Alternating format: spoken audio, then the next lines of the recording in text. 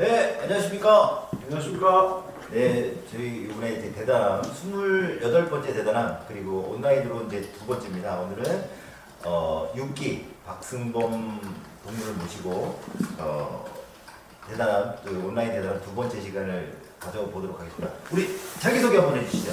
네, 안녕하세요. 저는 단대보고 6기 박승범입니다. 지금 현재 컨트롤웍스라는 회사의 대표를 맡고 있고요.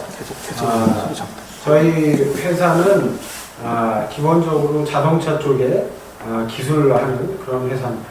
기술이라고 그러면 그럼 간단하게 다시 한번 말씀드리겠지만 컨트롤웍스 대표를 맡고 계시는데 네. 도대체 어떤 회사예요? 네, 제가 이제 박사를 하고 컨트롤웍스 오기 전에 현대자동차하고 주식회사 만도에서 좀 한 7년 정도 근무를 했고요.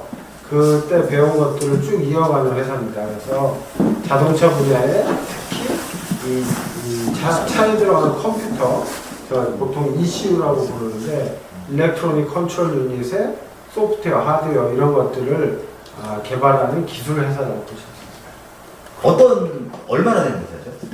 컨트롤웍스는 지금 1999년에 생겨서 현재 22년 됐습니다. 오래됐네. 예. 안마하고 잘 버티고 있습니다. 축하드립니다. 네, 지금부터 이제 본격적으로 대단한 우리 박승범 대표가 이제 말씀을 해주실 텐데, 본격적으로 강연을 하시기 전에 간단한 이제 안내 말씀을 드리도록 하겠습니다. 댓글에 보면 소리가 작아서 마이크를 잡고 소리가 작아서 이제 마이크를 앞에 대고 하는 소문이 들어왔습니다.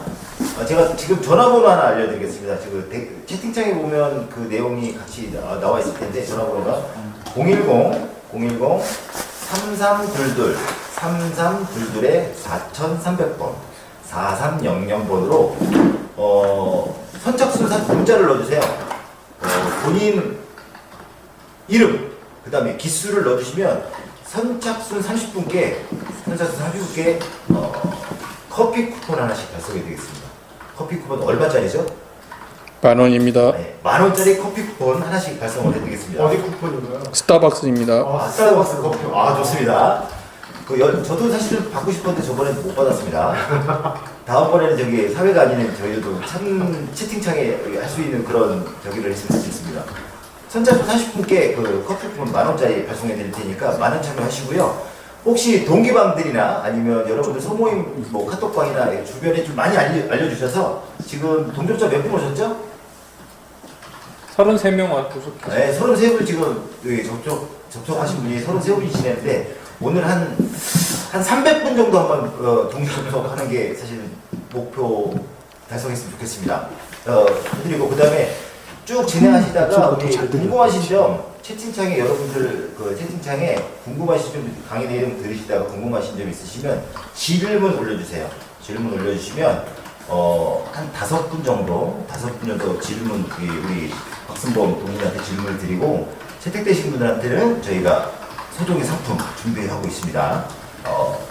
지금 더 본격적인 우리 박승범 박사의 오늘 내용을 듣도록 하겠습니다. 말씀해 주시죠. 네. 어떤 얘기죠? 감사합니다. 오늘 제목은 지금 보시는 바와 같이 미래 모빌리티의 456이라고 제가 지어봤는데요. 요즘 최대 히트작이죠. 오징어 게임의 456번. 그래서 미래 모빌리티의 최후의 승자는 누가 될지 한번 궁금해 하시는 분들이 많아서 그걸 주제로 제가 오늘 말씀을 드리겠습니다. 시작할까요? 네, 시작하시죠. 네. 저 사진 보면 제가 티 입고 있는데요. 457번이에요. 그래서 저게 요즘 유행하는 티셔츠입니다. 여러 다른 티들도 추리닝들도 많이 유행을 하고 있고 아주 저도 한 2번 정도 오징어 게임 봤는데 물론 폭력적인 장면도 많았지만은 새로운 생각을 새롭게 하는데 좀 도움이 많이 됐습니다. 네, 저는 지금 소개해 주신 대로 컨트롤웍스 대표를 맡고 있는 6기 박승범이고요. 지금 사진이 아마 나가고 있을 텐데 지금 페이지에서 보시는 사진이 지금 GV80입니다. 그래서 작년에 저희가 서울시 테스트베드 과정에서 자율주행차 시연을 했던 그런 차량이고요. 저 GV80에 각종 센서와 액추에이터들을 달아가지고 개조를 해서 저희가 상암동에서 일반 시민들하고 그 다음에 기자단 135명을 안전하게 태워드리고 한 800m 정도 자율주행해서 주차장에 가서 주차하는 그런 시연을 했습니다. 네, 본격적으로 시작하기 전에 오늘 며칠인지 다 아시죠? 2021년 10월 31일인데요. 10월에 마지막 번이죠? 네, 10월에 마지막. 네, 형님 그러잖아요. 제가 슬라이드 보여드렸지만 10월 30일이라면 지금 이용에 잊혀진 계절, 저 가사 뭐 다 아시는 10월의 마지막 번. 제가 사실 오늘 불러드리고 싶었는데 노래 실력이 별로 안 돼서 지금도 기억하고 있어요. 10월의 마지막 밤을 이거 잘 아시면 안 좋습니다. 이거 잘 아시면 약간 노땅이다 이렇게 될 수 있고 오른쪽에 보시면 저도 오늘 발견한 건데 이 아까 말씀드렸던 오징어 게임의 주인공이죠. 저 뒷모습 보시면 잘 모르실 수 있는데 마지막 회 9회에 거의 끝나갈 때 지금 비행기 타는 통로에서 다시 전화를 해서 74년 10월 31일 오늘 저 친구의 생일입니다. 땡땡땡의 생일. 땡땡땡 누군지 아시는 분? 456번 본명.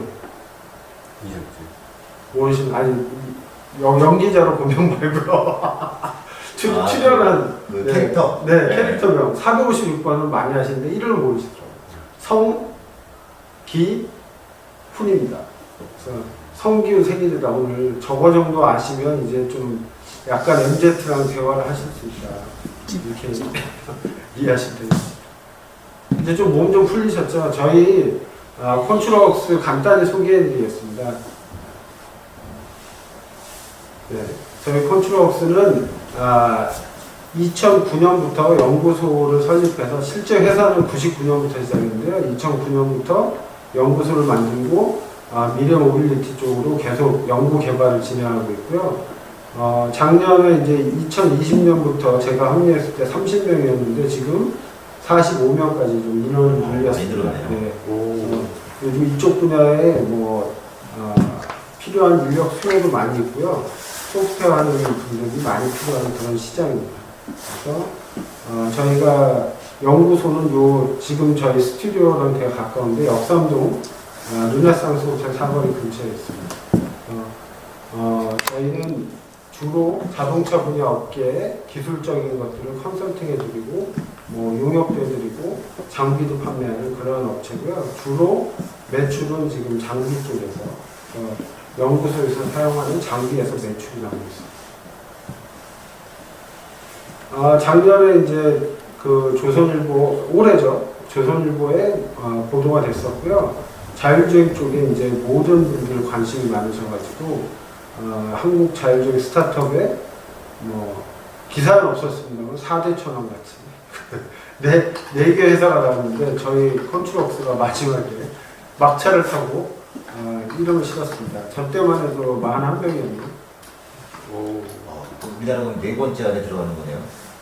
메달권에 들도록 하겠습니다. 메달권에 들어가면 다시 한번 우리 메달을 다시 한번 출연을 좀 부탁드리겠습니다. 요즘 워낙에 핫한 분야라서 스타트업 창업이 많고요. 그리고 각각 이제 자기들 하고 싶은 것들을 많이 키우고 특히 MZ들은 대기업보다도 본인들 하고 싶은 것을 많이 선호하거든요. 저희 회사가 어떤 실제 이제 연차는 한참 됐지만 어떤 스타트업보다도 젊은 회사를 만들기 위해서 제가 약간 얼굴에 손을 대야 되나 이런 걸 좀 걱정하고 있습니다. 일단 당연하죠. 네. 오늘 발표 내용은 기술적인 리뷰라든가 인터넷에서 볼 수 있는 내용보다는 제가 마이스토리 제가 만든 이야기로 해드릴게요. 그래서 많은 부분들이 요즘 구글링 하시면 다 볼 수 있기 때문에 별로 강연하거나 세미나면 실제로 들으시는 분들이 관심이 없는 경우가 많습니다. 그래서 제가 소설같이 지어낸 이야기를 한번 오늘 들려드릴 거고요. 본격적으로 시작하기 전에 이 예상 질문들 또는 있을 만한 질문들을 제가 먼저 한번 던져보겠습니다. 그래서 첫 번째, 이 미래 모빌리티 분야는 전기자동차 분야와 자율주행 분야가 있는데 네. 그 중에서 전기자동차 분야에 어떤 질문이 나왔습니다. 많이 받아봤던 질문들 그런 것들이고요. 보시는 지금 화면이 나가고 있는지 제가 정확히 모르겠는데 화면에서 보실 수 있는 바와 같이 수소차야 되는 거 아니냐, 하이브리드를 거쳐 100% 전기차는 언제쯤 될 거냐, 화재는 해결할 수 있나, 모터와 배터리 중에 전기차 하는 데는 뭐가 더 중요하냐, 전통 엔진하고 주유소는 다 없어지는 거냐, 이런 질문들. 그래서 오늘 강연이 끝나고 제가 답변을, 제 의견을 드리도록 하겠습니다. 다음 분야는 이제 전기자동차 분야 다음으로 자율주행 분야가 있는데 그 분야도 마찬가지로 질문들이 있을 수 있습니다. 그래서 결국에는 이 자율주행, 퍼스널 모빌리티도 스마트폰에 종속되는 거 아니냐, 애플에 종속되는 거 아니냐, 이걸 걱정하는 분들이 많이 있고요. 두 번째는 이 자율주행을 레벨 0부터 5까지 정의가 되어 있는데 더 편할수록 이제 레벨 숫자가 올라가는 거죠. 근데 레벨 3에서 5는 그러니까 3, 4, 5가 언제쯤 되는지 그 질문이 사실 제일 많습니다. 그리고 그게 이제 결국에 시장이 생기는 타이밍을 물어보는 거거든요. 3번은 사고나는 것들, 그다음 4번은 뭐 HDMI과 VTX 통신 어떤 게 중요하냐. 그다음 5번은 자동차 보험하고 자율주행하면 사고 안 나는데 보험이 없어지는 거 아니냐. 그렇죠. 그런 질문도 있을 수 있고요. 그다음에 대리기사도 마찬가지로 우리 다 실직하는 거 아니냐, 이런 질문도 있을 수 있습니다. 잠깐 여기서 질문 하나 궁금한 게 있는데 요거는 한번 설명을 해주시는 게 좋을 것 같아요. 네. 혹시 나중에 혹시 강연 중에 그 내용이 나오시면 네. 나중에 대답해 주시면 되는데 네. 지금 레벨 3하고 레벨 4라고 말씀을 하시는데 그럼 레벨 1부터 레벨 5까지 있는 거죠? 레벨 0부터 네. 5까지 있습니다. 그 레벨에 대해서 잠깐 설명을 해주시고 시작하시면 좋겠습니다. 네, 그 레벨에 대해서는 간략하게 설명을 해드리면 볼륨이 제가 목소리를 키워야 될 것 같습니다. 알겠습니다. 목소리 키워서 다시 말씀드리겠습니다. 지금 오늘 일요일 밤이라 약간 이 힘이 빠져 있을 수 있는데 한번 키워보겠습니다. 레벨 0부터 5까지 있는데 그거를 간략하게 이해하실 수 있게 해드리면 레벨 1은 레벨 0는 차가 아무것도 안 해주는 거죠. 그냥 운전자가 알아서 운전하는. 현재 일반적인 자동차. 그렇죠. 네. 0니까 아무것도 안 도와준다. 네. 하나는 레벨 1은 하나는 도와준다. 그럼 손을 도와줄까요? 발을 도와줄까요? 발이죠. 그래서 운전자가 브레이크나 악셀을 안 밟아도 적당한 속도를 조정하면서 차가 가는 것. 그게 레벨 1이고. 지금 웬만한 차에 다 달려있는. 그렇죠. 이게 예전에는 그냥 정속주행 하던 차고 요즘은 그게 이제 레이더가 달려가지고 앞차하고 간격도 조정하는 그게 이제 레벨 1이고 레벨 2는 그러면 발 말고 뭘 도와줘요? 손을 도와줘요. 그래서 이 스티어링 휠 운전대까지도 차가 어느 정도 범위까지 도와주는 쉽게 얘기하면 핸들. 그렇죠. 네. 핸들까지 도와줘서 결국에 정해진 시간 동안 뭐 법규를 정해져 있는데 15초 동안은 손과 발을 떼고도 차가 달릴 수 있는 그런 게 이제 레벨 2가 되는 거고요. 레벨 2가 15초 이상 정도는 까지는 손발을 놓고 차가 갈 수 있는 정도. 네. 그 15초는 사실 기술보다는 법규로 규제가 법적인. 네. 그래서 많은 분들이 이제 뭐 생수병 저희 500cc짜리 절반 정도 채우고 운전대에다가 걸어놓으면 손을 떼셔도 됩니다. 그렇죠. 그렇게 하는 분들이 있는데, 그리고 레벨 3 같은 경우는 어떻게 될까요? 이제 손하고 발을 도와줬으면 세 번째는 눈이죠. 그래서 특정 구간에서는 운전자가 전방을 주시하지 않아도, 물론 매뉴얼에는 뭐 다 하라고 써있지만, 전방을 주시하지 않아도 고속도로라든가 몇 개 정해진 구간에서는 보장을 해주겠다. 이게 레벨 3고, 레벨 4는 다 책임지겠다.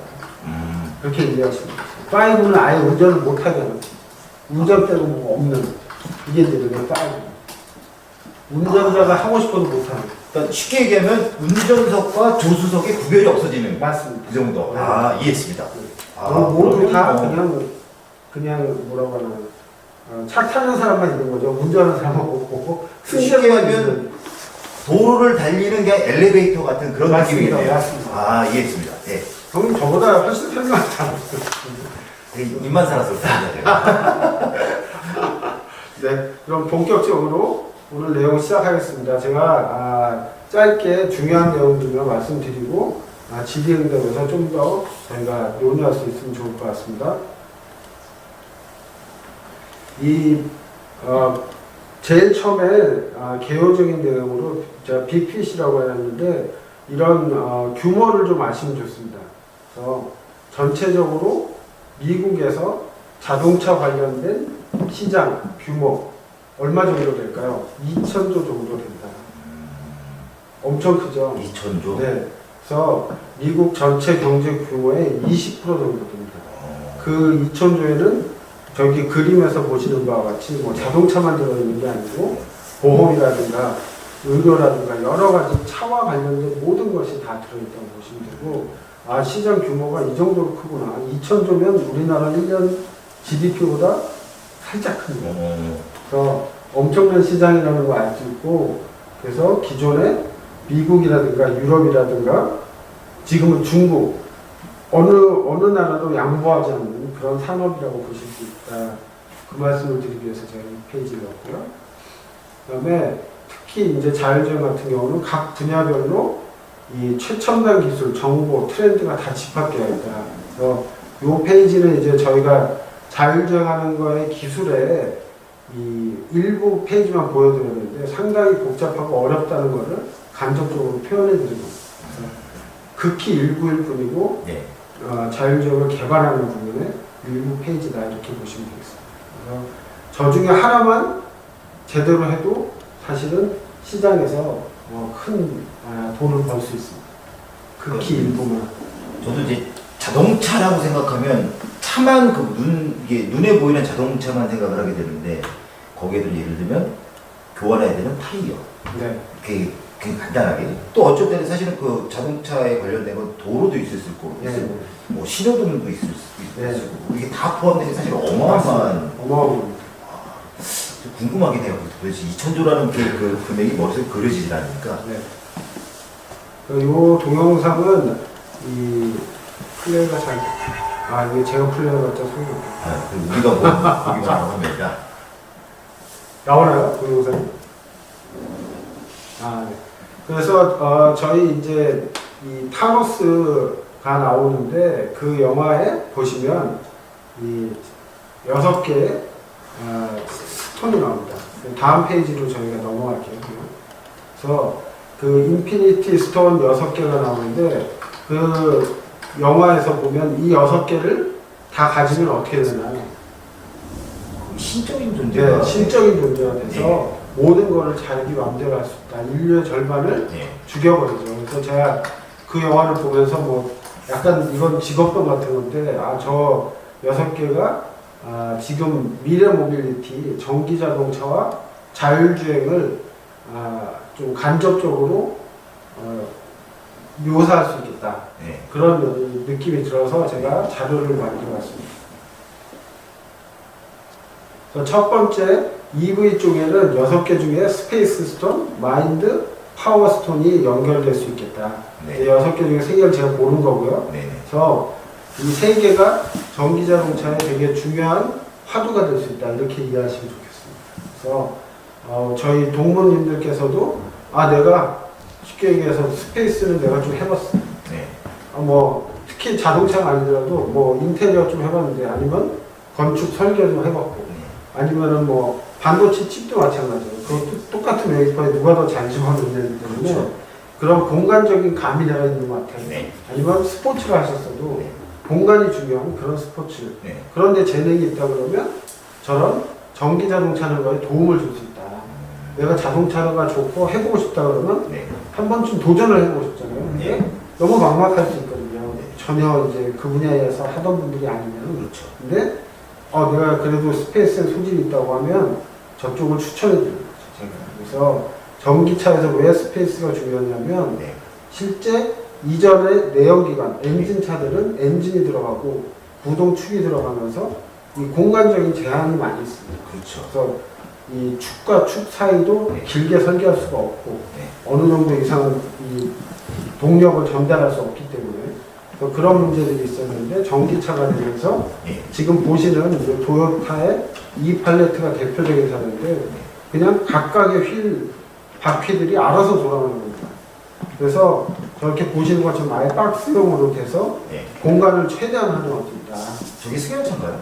저거는 이제 승용차는 아니고 네. 여러 가지 용도에 사용할 수 있게끔 도요타가 이제 음. 이 CES에서 발표한 차고요. 뭐 낮에는 택시처럼 썼다가 네. 식당차처럼도 썼다가 전시용차로도 쓰고 응급차로도 쓰고 이런 식으로 용도에 따라서 자율주행을 접목해서 그러니까 제가 사실 설명 듣고 약간 좀 어려웠던 게 간단하게 약간 제가 옛날에 생각하다 보면 옛날 차 보면 프린스인가 보면 후륜구동 차량이라 뒷자리 가운데 보면은 이게 볼록 튀어나와서 앉은 후에 다리를 이렇게 웅크려야 앉을 수 있는 그런 차가 있었거든요. 근데 그게 엔진은 앞에 있고 맞습니다. 후륜구동 뒷바퀴를 굴리다 보니까 구동축이 가운데가 쑥 지나가서 그렇죠. 실내가 이만큼 볼록 튀어서 불편하게 만드는 거를 네. 좀 편하게 만드는 네. 그런 개념인 거죠? 네, 아, 맞습니다. 알겠습니다. 그래서- 이해한 것 같습니다. 그때는 이제 뭐를 차 안에 배치하기가 너무 어려워서 예, 예. 연구소에 설계하는 분들이 다 싸우는 거죠. 자리를 차지하기 위해서. 근데 훨씬 더 이제 전기차가 되면서 부품 수가 줄어들고 공간을 쉽게 확보할 수 있게 되었다. 네. 이게 큰 의미가 있고요. 그 다음에 두 번째가 이제 마인드인데, 예. 저거는 이제 어떤 마인드에 이제 변화가 필요한데, 그거는 이 전기차가 시장에 나오는데 최대 장벽이 어떤 충전입니다. 충전. 네. 네. 그래서 형님도 시작하기 전에도 말씀해 주셨지만, 이 주유소 가면 5분이면 만땅을 채워주는데 충전소 가서 빨라야 20분, 오래 걸리면 뭐 10시간씩 충전한다는 네, 게 말이 되냐. 네. 그런 부분에서 이제 전기차가 많이 공격을 받았었는데 네. 요즘은 그 마인드가 바뀌어버렸죠. 거기에 이제 뭐 주범은 테슬라인데 테슬라가 나오면서 충전 속도도 많이 빨라졌지만 저 충전하는 것 자체 한 번 충전하고 뭐 400km, 500km 정도 가기 때문에 그냥 그 정도는 뭐 한 2, 30분 아니면 1시간 정도는 그냥 저 공간에서 뭐 영화도 보고 네. 넷플릭스도 보고 차 안에서도 아니면 카페라든가 이 공간을 활용하는 그런 마인드의 변화가 이미 생겼다. 이렇게 볼 수 있습니다. 기존 자동차 회사들은 좀 꺼려하던 거를 테슬라가 치고 나갔다고 볼 수 있고요. 세 번째 파워 같은 경우도 되게 중요한데 예전에는 이 전기차가 이 기름을 사용하는 엔진차보다 성능이 떨어진다. 네. 후지다. 쉽게 얘기하면 그런 얘기가 많이 있었는데 이미 성능으로 다 이겨버렸습니다. 네. 그래서 네, 슈퍼카들도 다 이기고 특히 뭐 대표적인 테슬라의 모델 3 같은 경우는 직접 저희도 이제 회사에서 그 테스트하는 벤치마킹 차량이 있는데 타보시면 뭐 인테리어나 이런 거는 좀 흐릴 수 있지만 실제 성능은 훨씬 더 좋은 걸 느끼실 수 있습니다. 엔진차보다 밟으면 밟는 대로 나간다. 그래서 저도 뭐 그런 5, 6천만 원짜리 차를 느낄 수 없는 누구든 추월할 수 있을 것 같은 그런 이 느낌을 많이 받을 수 있습니다. 옛날에 그런 거 한번 본 것 같아요. 진짜 슈퍼카 뭐 우리나라 누구나 다 그 차량이 페라리인가? 그 차량 슈퍼카하고 우리나라 전기차 그 뭐였더라? 되게 조금 모닝 같은 네, 경차랑 붙었는데 500m까지는 그 경차가 훨씬 빨리 그 전기차가 네, 가더라고요. 네. 그 제로백이라고 그러죠? 네. 제로백은 압도적으로 전기차가 훨씬 더 빠르더라고요. 네, 그걸 말씀해 주시죠. 네, 네, 맞습니다. 그래서 엔진차는 아무래도 밟으면 네. 그게 이제 엔진의 성능으로 나올 때까지 시간이 네. 많이 걸리는데 전기차는 그냥 말 그대로 전기이기 때문에 밟으면 바로 모터에서 성능이 나옵니다. 요게 옛날에 우리 고등학교인가 중학교 다닐 때 기술 시간에 배웠던 네. 그 내용인 것 같아요. 토크하고 와 맞습니다. 복잡한 그 얘기인 것 같은데 그 얘기까지 하면 너무 시간이 오래 걸리니까 다음 그 얘기도 질문 넣어요. 네. 말씀 넣어요. 그래서 이 세 가지 스페이스, 마인드, 파워. 내가 이쪽 이 세 가지에 대해서 뭔가 좀 감이 있고 네. 재능이 있는 것 같으신 분들은 이왕이면 미래 모빌리티에 도전하고 싶으시면 저 분야를 한번 공략해보는 걸 추천을 해드리겠습니다. 그 다음 이제 남은 스톤 세 개가 이제 자율주행 쪽인데요. 네. 자율주행 쪽은 어떤 스톤인가? 리얼리티, 타임, 소울 이렇게 세 개고요. 네. 그 각각에 대해서 설명해 드리면 일단 리얼리티는 이 자율주행 분야에서 제일 많이 나오고 있는 얘기인데 이게 되긴 되는 거죠. 레벨 3, 레벨 4 되긴 되냐 그런 얘기들이 많이 있고 실제 되면 자기 일자리를 잃는 사람이 많아지는 아니에요.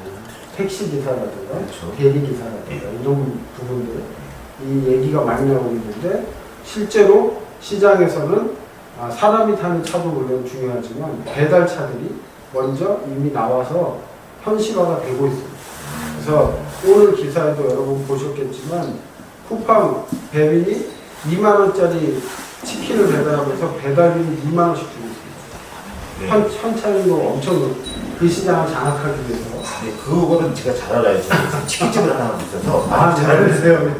그래서 그 부분이 지금 시장이 급성장하고 네. 실제로 이제 5년 안에 50조 시장으로 글로벌 시장을 예측하고 있는데 네. 그 부분에 대해서 자율주행 차량보다 차라리 돈이 될 거예요. 먼저. 그래서 뭐 사고가 나도 뭐 사실 이제 음식물을 쏟거나 뭐 그런 정도지 뭐 인사사고는 안 나니까 그래서 여러 가지 면에서 시장이 먼저 다가와 있다고 보실 수 있어서 리얼리티에 가까웠다는 거. 그 얘기 쉽게 얘기하면은 배달맨이 가서 배달을 해주는 게 아니라 맞습니다. 뭐 무인차나 뭐 이런 거에 대신 가서 배달을 싹 해주는 네, 그렇습니다. 그래서 그게 이제 실제 도로에서 배달해 주는 것보다 더 먼저 다가와 있는 건 네. 레스토랑에서 서빙하는 이미 많이 있죠. 로봇 같이 네, 서빙 로봇들이 다니고 있고요. 엄청 비싸네요. 그게 이제 처음에는 이제 이걸 1,000만 원, 2,000만 원에 식당 주인한테 사라 그러니까 네. 그거 좀 부담스러웠는데 요즘 이제 리스로 돌아서서 네, 한 달에 뭐 80만 원인가 8, 50만 원 정도 하는데 리스라고. 네, 고급 레스토랑이나 횟집에서는 네. 그게 잘 팔리고 있습니다. 그래서 많이 팔아졌더라고요. 네, 네. 그 서빙 로봇이 입구까지만 갖고 실제 이제 고객한테 서빙하는 거는 이 종업원들이 할 수는 있지만 네. 많이 이게 뭐 90만 원 내고 쓰는 게 종업원 한 명보다 훨씬 더 비용이 싸다. 네. 그런 얘기가 나오고 있고요. 그러고 요즘은 그런 거보다는 신기하니까 그 매장을 네. 찾아서 사실 매출 증대하는 역할을 많이 하더라고요. 네, 맞습니다. 네. 관심 있는 분들이 많이 씁니다. 네, 신기하더라고. 네. 그리고 두 번째가 이제 타임인데 네. 이 타임 같은 경우는 이 자율주행 쪽이 이 시간 어떤 시간이냐 이 새로운 차량들이 자동차가 시장을 장악하는 시간을 당길 수 있다. 그래서 저기 지금 화면에 보시는 차가 DD의 셀프 드라이빙 카인데요. 볼보 차를 개조해서 네. 이 DD라는 회사는 중국의 우버 같은 회사입니다. 그래서 카헤일링하는 그래서 누구든지 택시처럼 일반 차량을 불러서 탈 수 있게 되어 있고 네. 그게 이제 대륙별로 다 많이 나와 있는데 저런 것들이 이 시장을 더 빨리 좀 당기고 있다. 왜냐하면 저 DD가 중국 회사인데요. 네. 우버가 이제 DD 때문에 중국에서 쫓겨났죠. 네. 중국에 진출했다가. 그 현지에서는 띠띠라고 부르더라고. 띠띠. 네, DD. 그래서 중국을 장악하고 있는데 얼마나 수요가 많으냐면 하루에 저 띠띠를 불러서 타는 건수가 얼마나 되는지 아세요? 얼마나 5천만 건입니다. 중국에서. 하루에. 그 참 많던데. 그래서 이 5천만 건에 10,000원이면은 5,000원이거든요. 네. 하루에 5,000원씩 나오는 걸 저 DD가 매출을 보고 네. 본인들이 이제 보통 20-30% 먹고 운전기사가 나머지 가져가거든요. 그러면 그 돈이 다 보이잖아요. 그렇죠.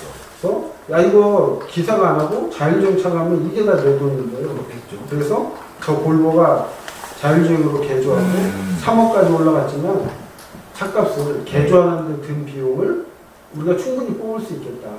그런 계산들이 어느 정도 나와 있다고 보실 수 있어요. 어차피 이제 지금은 3억이지만 그 가격은 점점 떨어질 거죠. 그렇죠. 그리고 저 부분은 저렇게 이제 DD 같은 회사들이 직접 차를 가지고 있을 수도 있지만 예. 형님 차를 네. 저희 뭐 태양열 발전이랑 비슷해요. 형님 차를 DD나 우버가 이거 좀 개조해도 되냐? 네. 아니면 아예 살 때부터 2억짜리, 3억짜리 차를 사라. 네. 그러면 너는 5천만 원만 내고 나머지는 우리가 알아서 하는 이 차도 택시에서 벌어서 하겠다. 그러면 형님 같으면 5천만 원짜리 차를 사시겠어요? 3억짜리 차를. 당연히 6천만 원짜리. 형님 탈 때도 다 모셔다 주니까. 그래서 저 부분이 이제 이 자율주행을 무슨 시장으로 오는데 가속화시킬 수 있다. 그러니까 차 만드는 분들은 꺼려 하더라도 서비스하는 업체들은 네. 본격적으로 나왔습니다. 그러니까 쉽게 얘기하면 내가 똑같은 저 지금 화면에 나와 있는 차를 뭐 똑같은 예를 들면 볼보라는 차를 내가 사는데 내가 그냥 3억 주고 이 차를 살 거냐 아니면은 그렇죠. 박 대표를 통해서 5천만 원들을 살 거냐 네. 그럼 여기에 대한 서비스는 2억 5천, 그렇죠. 2억 5천만 원을 가지고 네. 제가 이걸 제주껏 택시를 운영해서 네. 택시비로 벌어서 네. 그 돈은 내가 알아서 벌겠다. 네. 그렇게 돼요. 이해했습니다. 네. 왜냐하면 기존 자동차 업체들은 야 네. 3억짜리가 어떻게 파냐 이렇게 네. 단순하게 네. 그냥 기존에 판매하던 개발하던 서플라이 체인이랑 판매망들만 생각했는데 그게 무너지는 거죠. 그게 무너지면은 사실은 이제 딜러라든가 그렇죠. 렌탈 업체라든가 네. 기존의 구도가 바뀌면서 위협을 받는 분들이 많이 생길 겁니다. 그 다음에 이제 세 번째가 이제 자율주행 소울이라고 되어 있는데 네. 저 부분은 이제 테슬라의 요번에 이제 AI 데이도 했었는데 일론 머스크가 테슬라의 풀 셀프 드라이빙이라는 거에 보면 거의 이 수준이 이제 소울 우리의 타고 다니는 자동차가 소울을 배우는 이 영혼이 있는 차처럼 운전을 하게 되는 네.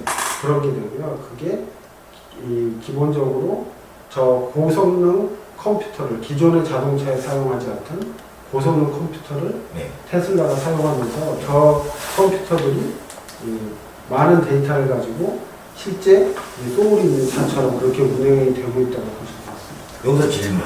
그럼 똑같은 차가 있어요. 테슬라의 예를 들면 저 차량 똑같은 차량이 있는데 요 차량하고 운전 습관이 좀 틀릴 수 있나요? 테슬라가 자율주행을 할 때 네. 운전 습관이 틀릴 수는 없습니다. 물론 똑같은 네, 운전자가 컨피규레이션을 할 수는 있지만 네. 똑같은 알고리즘으로 하는데 차이점은 무엇이냐면 기존의 자동차에서는 한 번 구현한 기능이 네. 그 차를 버릴 때까지 바뀌지 않습니다. 네. 근데 테슬라는 계속해서 운전자의 데이터, 차의 데이터를 모아서 네. 학습을 시키고 인공지능을 그 다음에 그걸 다시 다운로드를 받아서 하기 때문에 탈수록 성능이 좋아집니다. 탈수록 더 똑똑해지는 거죠. 그래서 이 소프트웨어 메커니즘 자체가 기존 차와는 다르다 이렇게 보실 수 있어요. 사실은 저는 잘 이해가 안 가는데 네. 좀 더 들으면 내가 이해를 좀 할 수 있을 것 같아요. 네. 제가 좀 더 쉽게 설명해 드리도록 하겠습니다. 요것은 뭐 그냥 이미지를 기억하시면 좋은데요. 이 자율주행이 되면서 이렇게 많은 회사들이 전 세계적으로 많은 회사들이 하고 있다. 저기 있는 하나하나의 회사들이 네. 자동차 회사부터 더 큰 회사들까지 많이 있습니다. 지금 페이지가 보이시나요? 네. 그래서 저 많은 회사들을 보실 수 있는 거를 참고하시고요. 네. 저기에 뭐 한국 회사도 있고, 그래서 저희 이 한국에도 많은 스타트업들이 있고요. 미국에도, 중국에도, 유럽에도 많이 있습니다. 실제 중국에는 새롭게 자동차 내는 회사가 한 200개 정도 있다고 보시면 사실 자동차 제조 네, 자동차 회사를 OEM을 하려고 하는 이게 가능한가? 많은 회사가 망하고 있지만 계속해서 아니 200개 회사가 다 성공하는 건 아니니까. 네, 맞습니다. 나라에서 육성을 하는 게 있고요. 네. 그래서 테슬라 같은 회사들을 끌어들여서 이제 매기 풀어놓듯이 그런 형태로 운영을 하고 있습니다. 네, 시간을 지금 조금 더 속도를 내보겠습니다. 네. 요 페이지는 이제 이 미래 모빌리티, 오늘 주제가 미래 모빌리티인데, 저는 항상 이런 화두가 있으면 이제 과거를 많이 찾아보거든요. 네. 모빌리티는 누가 제일 잘하나? 뭐 다들 동의하시겠지만 징기스칸이죠. 그래서 징기스칸이 역사적으로 모빌리티에는 1인자다. 지금까지 사실. 어떤 이유가 있어요?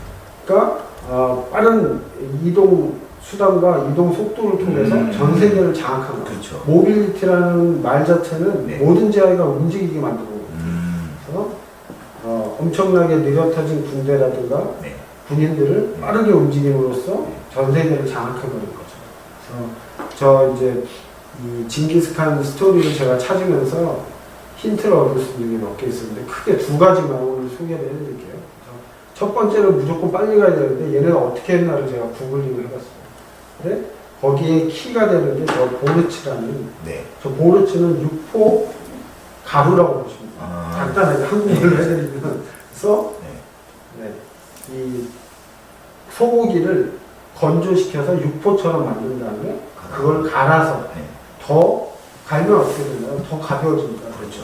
그래서 그 가루만 가지고 다니면서 네. 거기다가 식사할 때는 이 따뜻한 물을 벗어 차 마시듯이 마시는 그래서 저기 숫자가 써 있지만 이 10명이 출동하는데 네. 75km 정도의 보르치면 네. 보름을 달릴 수 있어요. 그러면 10명이 말을 타고 네. 말 한 마리에다가는 보르치 75km를 싣고 가면 네. 열흘 동안 보름 동안 달리면 얼마나 되나요? 2,000km.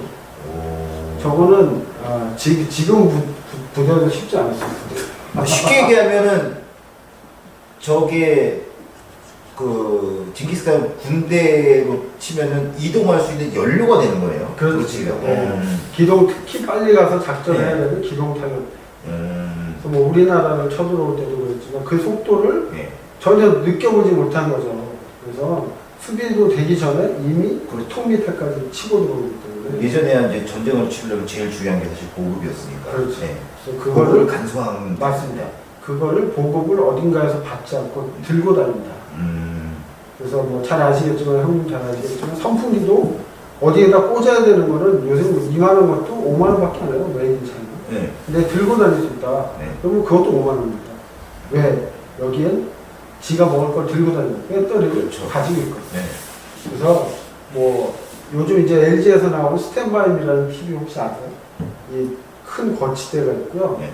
TV가 27인치짜리가 달려있는데 걔도 배터리가 내장돼 있어요. 그래서 어디든 집에서 거실, 침실 자기가 끌고 다니면서 네. TV를 마음대로 볼 수 있고 누워서도 볼 수 있고 이렇게. 그래서 그것만으로도 네.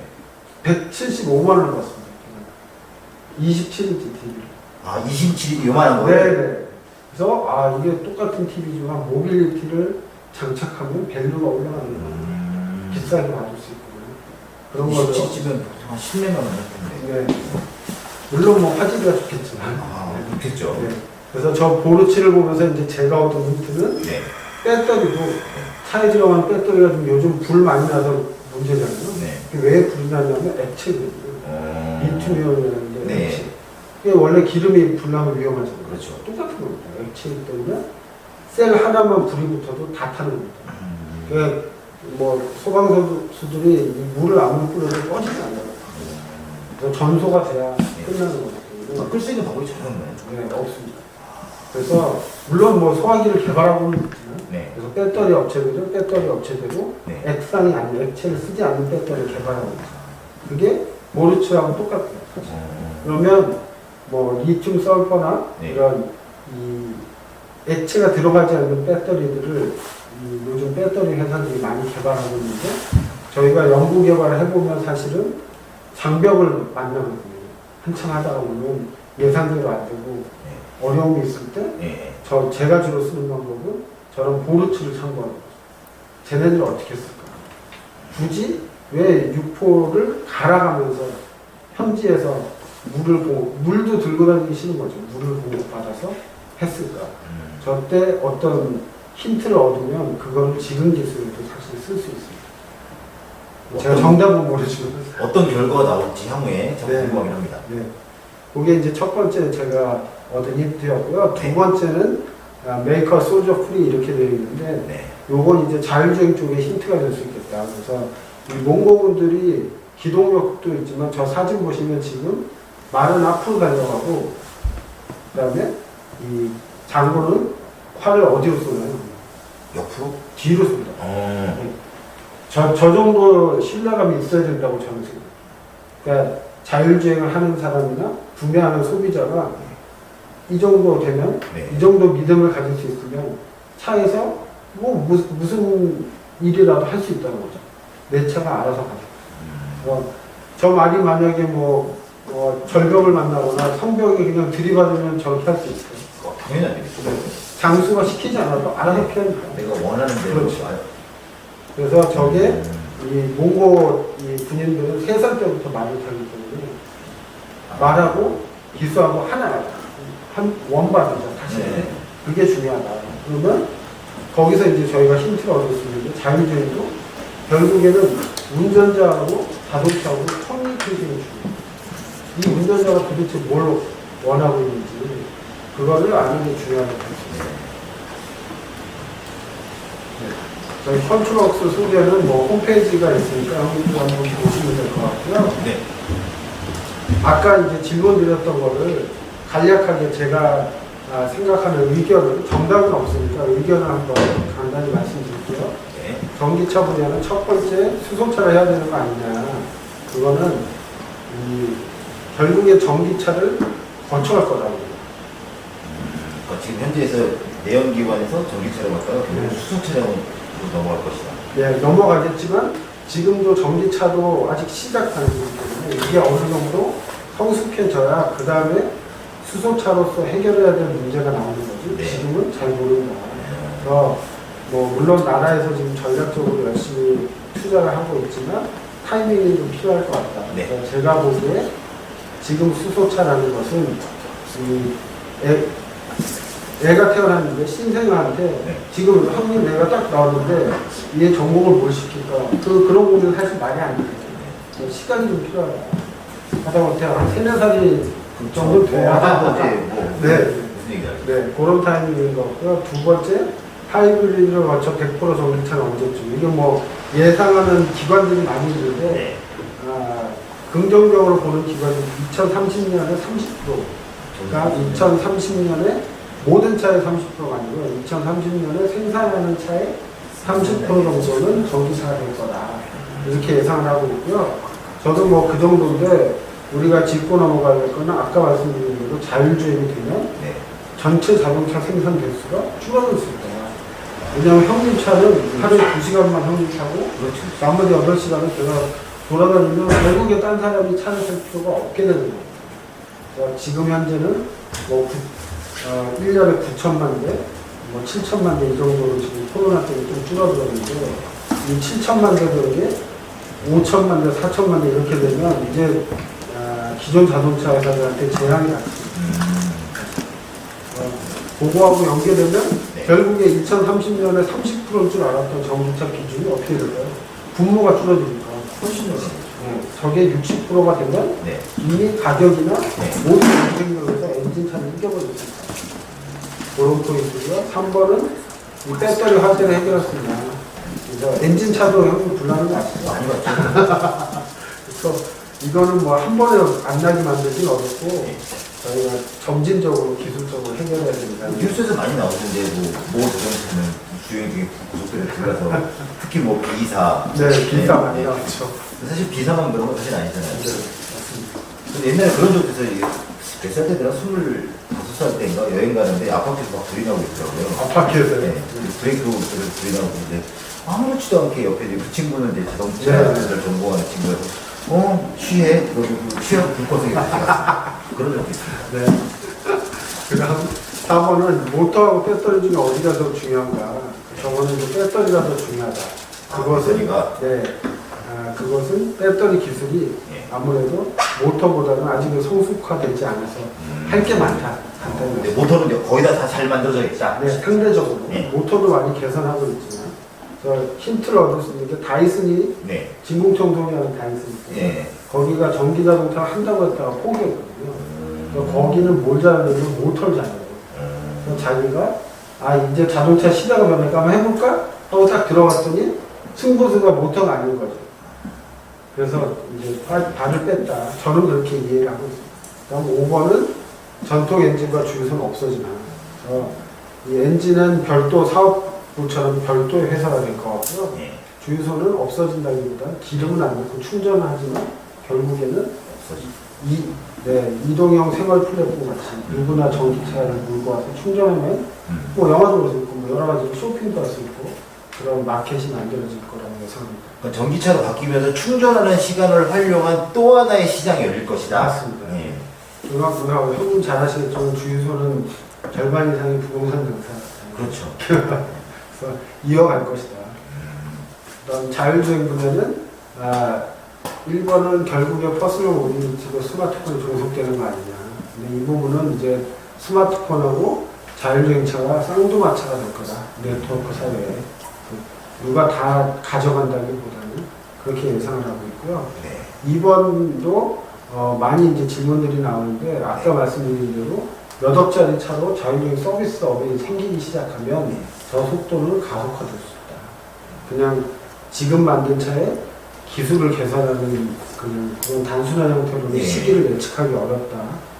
그렇게 볼 수 있고요. 3번 같은 경우는 사고를 해결할 수 있나. 그래서 기존의 사람 운전보다 줄이는 걸 목표로 하지 아예 제로로 만드는 것은 사실은 불가능하다고 보실 수 있어요. 그리고 4번은 스킵해도 좋을 것 같고요. 네. 5번은 보험과 대리운전 없어지나 그런 질문이었는데요.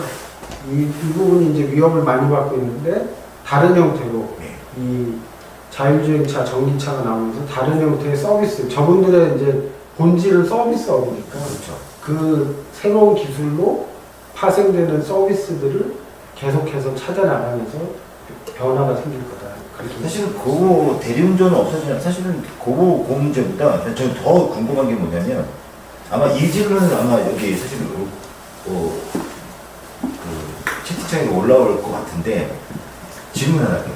만약에 4단계가 됐어요. 레벨 4에서 레벨 4면 이제 운전석은 있는데 지가 알아서 가는 맞습니다. 그 수준에 됐을 때 만약에 자율주행 가다가 사고가 났어요. 네. 그러면 운전자 잘못인가요? 아니면 자동차 제조사 잘못인가요? 그건 제조사 잘못이죠. 그러면 제조사가 책임을 져야 되는 거예요? 네. 그럼 좀 현재 법규도 그렇게 됐나요? 법규는 아직 이제 법규는 원래 시장보다 더 늦게 따르는 거예요. 어차피 레벨 4가 안 됐으니 그거에 대해서 네. 법규는 지금 사실 이 문제가 나오기 시작하면 이슈화가 되고 그걸로 이제 법규를 제정하는 형태로 진행 그렇게 예상하고 있습니다. 알겠습니다. 여기서 다시 안내 말씀 하나 드릴게요. 우리 여러분 그 유튜브 방송 보시면 채팅창 열려 있는데 잠시 후에 질문 여러분들 지금 강의 들으시다가 오는 질문들 그 질문을 좀 올려주십시오. 그럼 제가 강의 끝날 때쯤에 질의응답 시간에 한 5분 정도 하도록 질문을 하도록 하겠습니다. 네. 이제 마무리를 좀 해보겠습니다. 네. 제가 제목에서 이제 말씀드린 대로 어떻게 이제 끝까지 살아남을 건가. 456번이 이제 살아남은 건데요. 네. 그래서 그거에 대해서 제 의견을 공유해드리고 마무리를 하도록 하겠습니다. 이건 저희 회사 홈페이지 메일 화면에서 하겠습니다. 제가 오늘 이 사례를 소개해드리려고 좀 고민을 했었고요. 네. 지금 화면이 보이시는 부분인데 미래 모빌리티 고민 상담소라고 제가 한번 써봤습니다. 그래서 저 5가지 질문은 사실은 이제 제가 만든 질문이 아니고 스스로 이 답을 찾는 힘이라는 네. 일본의 호리에 노부이로 저자가 쓴 그 유명한 질문이 뭔가 고민이 있을 때 네. 저 질문을 던져봐라. 네. 저도 오늘 던져보고 제가 한번 빨간색 글씨로 답을 한번 만들어봤습니다. 그래서 저희 뭐 동무님들이 저런 고민이 있을 수도 있고 저도 뭐 저런 고민을 많이 해봤기 때문에 네. 첫 번째 질문이 내가 얻고 싶은 결과는 무엇인가? 네. 그러면 저럴 수 있죠. 요새 뭐 뉴스에 많이 나오던데 전망적인 미래 모빌리티에 나도 한번 진출해보고 싶다. 네. 내가 지금까지 하던 사업 분야가 뭐가 될 건가요? 그냥 저쪽이 핫하니까. 네. 그런 게 이 얻고 싶은 결과라고 볼 수 있고요. 네. 두 번째가 나는 왜 그것을 얻고 싶은가? 저건 뭐 사실 공통 질문일 수 있죠. 뭐 돈을 벌고 싶다. 돈 버는 게 나쁜 거 아니죠. 그렇죠. 기부를 하고 싶다. 명예를 얻고 싶다. 권력을 얻고 싶다. 아니면 선한 영향력을 끼치고 싶다. 그런 것들이 있을 수 있고. 3번. 그럼 어떻게 하면 그걸 성취할 수 있을까? 제가 생각하는 답은 나만의 재능을 동사로 찾아야 된다. 이 부분은 이제 제가 책에서 본 것인데 많은 부분이 자기가 잘하는 거를 명사로 자꾸 찾으면서 네. 엉뚱한 데 가 있는 경우가 많아요. 미래 희망도 그렇고. 그래서 이왕이면 동사로 찾아라. 네. 내가 미래 모빌리티를 하더라도 뭐 자율주행 할 거야, 전기차 할 거야 이거보다는 네네. 나는 뭔가 협상을 잘해보면 자율주행하는 거에 협상가가 돼야 되겠다. 그렇게 생각하는 게 훨씬 좋겠다. 그거고요. 그 다음에 이것은 내 미래에 어떤 의미가 있을까? 그래서 향후 이 미래 모빌리티에서 뭔가 힌트를 얻으신다면 네. 분야를 또 더 확대하실 수도 있다. 내가 지금 하고 있는 사업이나 이런 쪽으로 가져올 수도 있고요. 5번은 지금 내가 해야 될 일은 이제 저게 이제 최종적으로 뭘 해야 될지 결정하는 그런 질문인데 제 생각엔 정답은 내 안에 있다. 많은 경우 이제 유행을 쫓아다니거나 컨설팅을 받거나 고민 상담을 하거나 물어보는 경우가 많이 있고 제 경험상은 결국에는 내가 제일 잘 안다. 지금 저기 그런 내용을 들으니까 저는 사실 이제 강의를 쭉 들으면서 무슨 생각을 했었냐면 사실은 지금 이제 자동차라는 개념이 자동차가 이동수단의 개념도 있지만 사실은 되게 내가 가지고 싶은 어떤 소유의 요구를 자극시키잖아요. 네.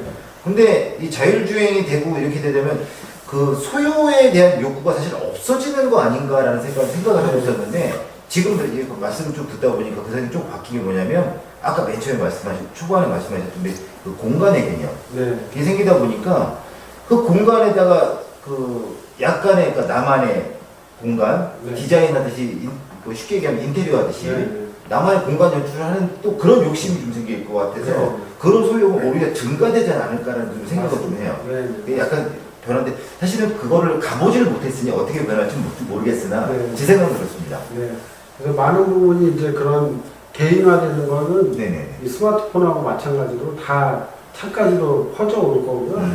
뭐 잘 아시겠지만 똑같은 폰을 써도 A라는 사람이 쓰는 폰과 B라는 사람이 쓰는 폰은 같은가요? 안 틀리죠. 깔려있는 앱도 다르고 쓰질 못해요. 똑같은 모델이라도. 그 얘기는 이미 개인화가 충분히 되어 있다. 왜? 소프트웨어를 너무 잘 해놨기 때문에. 그래서 이 내용이 차에까지 다 확대되면 형님이 어떤 차를 불러가지고 타면 형님한테 맞게 컨피규레이션이 딱 될 수도 있는 거죠. 그거를 제가 불러가지고 타면 또 저한테 맞춰져 있었습니다. 뭐 여러 가지 이제 그쪽을 고민하는 전문가들이 많이 있고요. 이제 5번의 마지막 보시면 아까 말씀드렸던 동사를 저도 이제 계속 찾으려고 고민을 하면서 제가 경험적으로 얻은 힌트인데 나와 친하지만 객관적이고 냉정한 사람을 찾아야 된다. 저희 어머니나 아버지한테 아들 뭐 잘해요 이런 거 물어보면 안 된다. 우리 아들 다 잘하지 뭘 잘해. 그렇죠. 그렇게 대답이 나오기 때문에 그래서 저 마지막에 나와 친하지만 객관적이고 냉정한 사람 제가 얻은 답은 뭔지 아세요? 뭡니까? 마누라입니다. 마누라. 그래서 여자친구나 결혼 안 하신 분은 여자친구나 와이프가 은근히 가깝지만 되게 냉정하고 객관적이에요. 그래서 오빠는 뭘 잘하는 것 같아? 동사를 네가 동사를 좀 얘기해봐라. 그러면 뭐 쉽게 얘기해서 우리 남편은 뭐 다른 사람 설득을 잘한다거나 왜냐하면 옆에서 보는 사람이 그 사람이 그 일할 때 눈이 초롱초롱한 거를 알잖아요. 너무 손님도 느끼시지만 시간도 빨리 가거든요. 그거를 잘 캐치해내면 어느 분이든지 이 미래 모빌리티 시대에 전기차든 자율주행이든 아까 말씀드렸던 식스스톤을 딱 보시면서 이 중에는 나는 그래도 이거는 좀 할 수 있을 것 같아. 그 분야를 자기가 잘하는 동사랑 연결해서 공략하시면 되겠습니다. 드디어 이제 끝났습니다. 수고하셨습니다. 감사합니다. 감사합니다. 질문 드리겠습니다. 이게 질문 좀 보는데 먼저 첫 번째 질문. 자율주행이 가능하려면 자동차에 센서가 최소한 몇 개 정도 부착이 될까요? 라는 질문이 있습니다. 이게 답이 될까요? 네, 그 부분은 이제 자율주행 레벨과 그 레벨 3, 레벨 4를 어떤 시나리오에서 하냐에 따라서 센서 개수가 결정이 되고요. 그 센서 개수는 최적화가 되어야겠습니다. 그래서 가장 이런 고민이 있을 때 제일 쉽게 힌트를 얻을 수 있는 게 뭘까요? 사람 보입니다. 그래서 눈가른 2개, 코는 하나, 뭐 이런 저희 뭐 육관까지 포함해서 센서들이 많이 사람들이 있거든요. 그래서 어떤 것들은 2개, 중요한 거는 2개, 중요하지 않은 건 하나, 여러 가지가 있고 그 중에서 하나가 문제가 생겼을 때 어떻게 이제 대응하는지도 다 여기 사실 머리에 프로그래밍이 돼 있죠, 저희가. 그래서 그런 것들을 참고하시면 되는데 정답은 없지만 중요한 것은 시장은 커지고 센서 개수는 늘고 가격은 기하급수적으로 떨어진다. 그렇게 얘기하시면 됩니다. 최소 몇 개가 부착되는 건 정확한 답을 얻을 수 없지만 네. 그러니까 예를 들면 지금 현재 한 레벨 3 정도 됐을 때 네. 최소 몇 개 정도가 필요할까요? 최소. 지금 레벨 3 정도 하시려면 카메라 레이더가 5개, 그냥 일반적인 승용차 네. 레이더가 5개, 카메라가 한 6개 정도. 6개 네, 정도. 그 정도 들어가고 물론 초음파 센서나 여러 가지 개수는 늘어나지만 그거 2개가 거의 메인 센서라고. 레이더하고 카메라, 네. 그 레이더 5개, 카메라 6개. 카메라 6개. 네.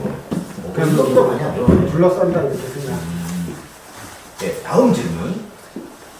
내연 기관 자동차를 자율주행하게 만드는 것이랑 전기 자동차를 자율주행하게 만드는 것이랑 기술적으로 어떤 차이가 있나요? 라는 질문을 주셨습니다. 네, 그 부분은 뭐 자율주행을 개발하는 입장에서 사실 큰 차이가 없고요. 네. 그 대신 이 전기차를 가지고 네. 자율주행을 구현한다면 여러 가지 이제 부가적인 네. 전기차의 최대 골칫거리가 이제 충전 거리, 충전에서 거리이기 때문에 네. 그런 것들을 좀 더 효율적으로 운영하는 데 있어서 네. 자율주행 기술을 활용할 수 있다. 시너지를 만들어낼 수 있다. 좀 도움은 되나 사실은 큰 차이는 없다. 맞습니다. 네. 그다음에 요것도 같이 있나요? 저기 전기차 충전 인플라에 관련해서 지원이나 개선이 어떻게 되어야 한다고 생각하시는지 궁금합니다. 네, 이 전기차 분야는 사실 지금 질문해 주신 분 말씀대로 차 만드는 것뿐만 아니라 충전 인프라가 엄청나게 큰 골칫거리입니다. 그래서 뭐 한도차도 직접 하겠다고도 하고 여러 가지 문제가 있는데 이 부분에 있어서는 사실은 나라의 역할이 제일 중요합니다. 그래서 어느 위치에 어느 정도 충전기를 넣고 특히 이 충전기 자체 시장이 지금 시작되기 때문에 기술 편차가 크고 큰 업체가 없어요. 그런 부분들을 좀 이 나라에서 좀 많은 고민을 통해서 해결해 주시면 좋을 거예요. 근데 이거랑은 좀 틀린 것 같아요. 예를 들면 내연기관 같은 경우에는 차에다 기름을 넣는데 전기자동차 같은 경우에는 전기를 넣는단 말이에요. 네. 전기를 충전돼. 근데 중요한 거는 내연기관에 기름을 넣는데 그거는 일반 기업체에서 기름을 팔잖아요. 근데 이거는 전기 같은 경우에는 나라에서 전기를 파는 개념이라 조금 이런 인프라를 확충시키는데 좀 이제 정부나 나라에서 해야 될 역할이 굉장히 큰 것 같아요. 맞습니다. 그래서 이제 그 전기를 가져다가 충전소를 해서 비즈니스하는 기업 입장에서는 네. 그러면 결국에는 원가는 똑같은데 네. 어떻게 더 받을 거냐 그렇게 되는 거고 네. 그 얘기는 충전 속도를 키우면 돈을 더 받을 수 있고 네. 그냥 똑같은 한전에서는 똑같은 전기 네. 요금을 내지만 빠른 속도로 충전할 수 있는 기술이 있는 충전소는 물론 자동차 회사랑 같이 해야겠지만 돈을 벌 수 있고 그런 면에 있어서 이제 나라 파워가 훨씬 강한 중국 같은 경우는 아예 배터리를 교체하는 착탄식 뭐 오토바이는 많이 되고 있고요. 조그마니까. 네. 그래서 아예 그걸 표준을 만들어서 중국의 이제 짝퉁 테슬라 리오라는 회사가 있는데 거기는 아예 착탄식을 리오 충전소에 가면 빼고 다시 백을 띄워주는 그런 좀 쉽게 이해를 하면 자동차에 있는 충전기가 아니라 건전지를 넣는 거네요. 그렇죠. 맞습니다. 근데 그 부분은 차 살 때 건전지 값을 안 내야죠. 그렇죠. 건전지가 공용이 되고 네. 그걸 누가 자동차 회사든 나라도 관리를 해줘야 되는 그런 문제가 있습니다. 여기서 하나 더 질문. 근데 만약에 건전지를 어느 충전소를 가서 건전지를 바꿔 꼈어요. 네. 그 건전지가 불량이에요. 그럴 수 있죠. 그럴 수도 있겠네요. 그럼 성능이 더 붙을 수도 있고 오래 쓴 건전지일 수도 있고. 네.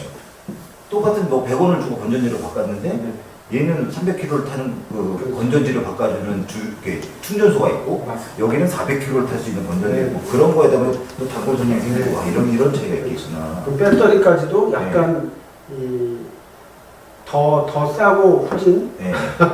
그런 걸 또 갖다 파는 업체도 생기겠죠. 기름으로 치면 옛날에 그 유사신발 네, 이런 거 네, 네. 그런 거랑 비슷한 개념이겠네. 네, 맞습니다. 형님이 쉽게 설명 되게 잘해줬습니다. 입만 잘한 거예요. 다음 질문입니다. 전기차의 자율주행과 드론 택시의 네. 자율주행 구했을 때 고려해야 될 요소가 있을까요? 라는 질문입니다. 네, 이게 이제 현대차에서 하는 큰 사업 분야 중에 하나가 이제 로봇하고 네. 그 다음에 UAM, 어반 에어 모빌리티인데요. 이 차로 하지 않고 떠다닌다. 쉽게 네. 얘기하면 드론에 사람 싣고 다닌다 이런 컨셉이 되기 때문에 그 부분은 이제 기술도 기술이지만 네. 드론으로 가게 되면 뭐 무게라든가 이제 이런 기술들이 많이 필요한데 그걸 떠나서 법규라든가 보안이라든가 이런 것들이 좀 이슈거리가 많이 생기고.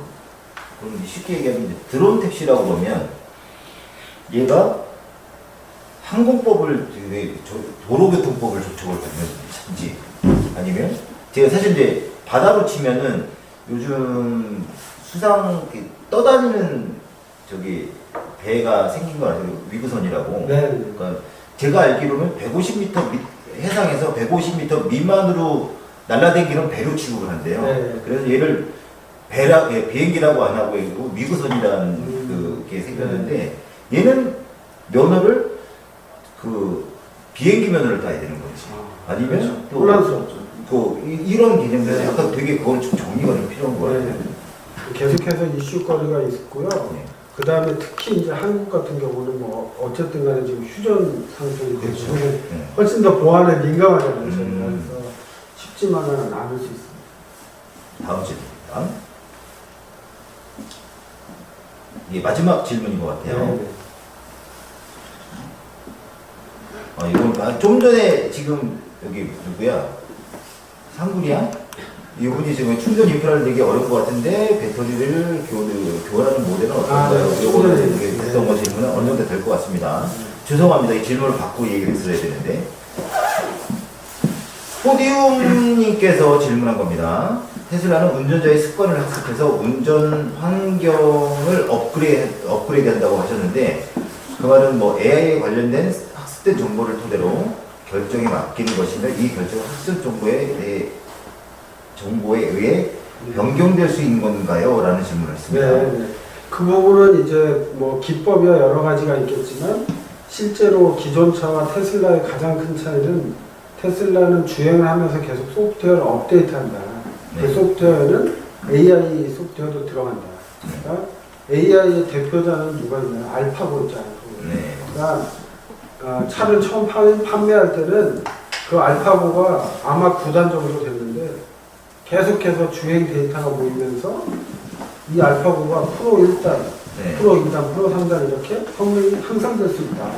그래서 지금 테슬라가 시험 판매하고 있는 FSD 같은 경우도 실제로 미국 시장에 차가 제일 많이 돌아다니고 있거든요. 네. 돌아다니면서 네. 계속 알파고가 기본보고 공부하듯이 계속 주행 환경을 공부하는 겁니다. 그래서 실력이 점점 올라가고 그게 되면 타는 사람 입장에서 서비스가 향상되는 점도 있지만 두 번째 좋은 점이 중고차 값이 기존 차보다 훨씬 더 유지가 되거나 더 올라갈 수도 있다. 실제로 한국에서 초창기에 테슬라 사신 분들은 더 받고 판 분들도 있습니다. 좀 신기한 것 같아요. 이거 질문이 하나 더 들어와서 지금 확인을 못하고 있는데 마지막 질문입니다. 테슬라는 HD 맵이나 VTX 없이도 자율주행을 하는데 내가 꼭 필요한 걸까요? 라는 질문을 했어요. 무슨 얘기인지 잘 모르겠어요. 네. 이 HD맵이나 V2X에 대해서도 뭐 의견들이 많은데요. 이 테슬라가 뭐 V2X를 한다 안 한다 하는 거죠. 사실 정확히 얘기하면 그 테슬라 차는 통신을 통해서 물론 뭐 V2X라는 건 너무 광범위한 얘기지만 그 HD맵이 아니고 그냥 HD는 이제 고해상도를 얘기해요. 그래서 그게 아니고 뭐 SD 맵으로도 일반적인 맵으로도 할 수 있다 이런 의견들이 있고 뭐 싸움들이 많이 있지만 테슬라는 일단 인공지능을 선택한 겁니다. 그래서 많은 카메라를 달고 인공지능을 잘 학습시키면 자율주행을 할 수 있다. 네. 그래서 그 인공지능 부문이 경쟁력이 없는 회사는 HD맵이나 VTX를 할 수밖에 없는 그런 상황으로 갈 수 있습니다. 오늘 마지막 질문까지 잘 받아왔습니다. 네, 오늘 고생하신 우리 여자기 박수 한번 주시면. 동문회에서는 우리 고생하신 우리 형님 감사의 마음을 담아서 우리 감사패를 증정하려 합니다. 우리 감사패 증정은 우리 부회장님 안상원 부회장님께서 주실 겁니다. 예, 이쪽으로 오시죠.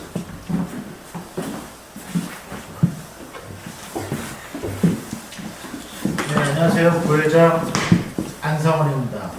형님 목소리가 너무 좋으신데. 감사합니다. 자, 감사패 단대부고 6기 박승범님. 오늘 28번째 대단함의 강연자로서 당신께서는 동문회에 대한 사명감과 열정 그리고 헌신을 보여주셨습니다. 앞으로 단대부고 총동문회 발전의 기반을 갖다 다른 동문 회원들의 훌륭한 교육감이 되었기에 그 공을 높이 평가하여 감사의 마음을 담아 이 패를 드립니다. 2021년 10월 31일 단대부고 총동문회 1동. 감사합니다.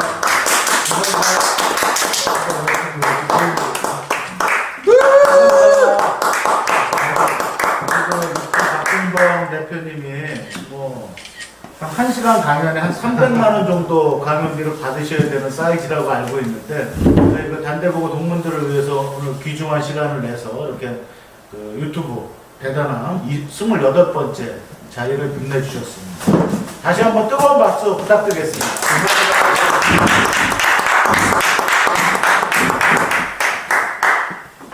네, 안녕하세요. 단대보고 동문 여러분. 저는 2기 부회장 안상원입니다.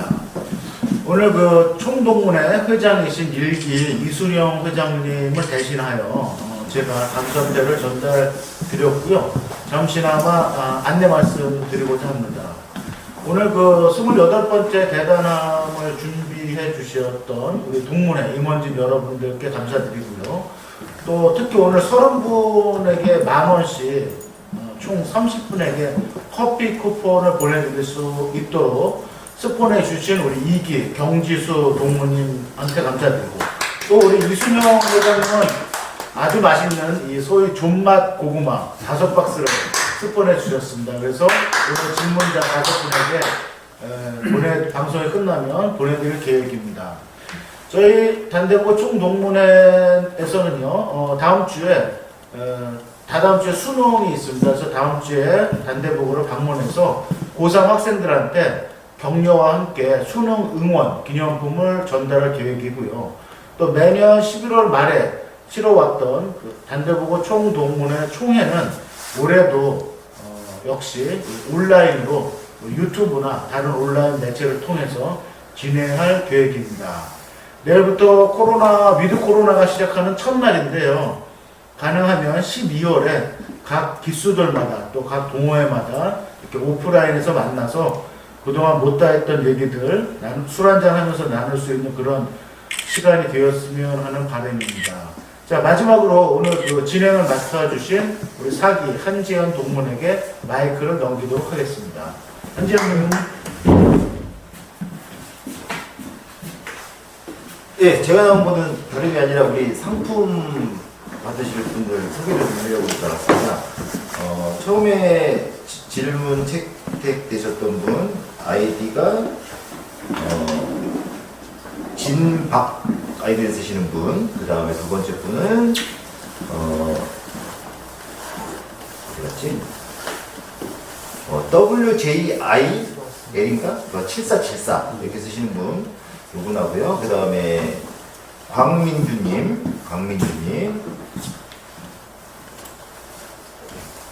그 다음에 김홍성식님, 요분도 전기차 자율주행 드론 택시에 대해서 일기 우리 홍식이 형이구나. 이분하고 그 다음에 전 충전 인프라를 늘리게 어떤 것, 요분도 같이 선물 같이 드릴게요. 요분도 상구리안 아이디 쓰시는 분, 요분도 요분하고 그 다음에 포디움님 그리고 이분은 아까 한번 질문 주셨던 7474 그 다음에 다음 분이 요거는 사실은 한 번 오셨는데 제가 지금 요즘은 제가 좀 패스를 했어요. 그 다음에 마지막으로 사실 질문이 하나 더 들어왔는데 형민님이 사실 요거는 개인적으로 카톡이나 아니면 그 여기 댓글에다가 우리 박수원님 우리 요 네. 질문 좀 이렇게 어떤 질문이냐면 컨트롤웍스 회사에 입사하려면 어떤 스펙과 능력을 갖춰야 하나요?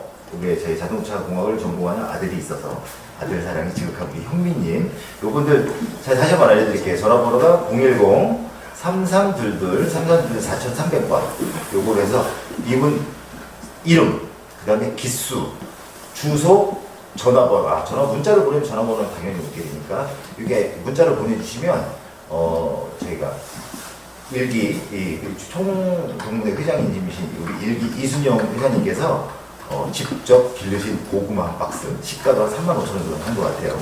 요거 한 박스 집으로 직접 보내드릴 겁니다. 네, 사실은 5박스를 협찬을 하셨는데 하다 보니까 6분인가 7분인가 된 것 같아요.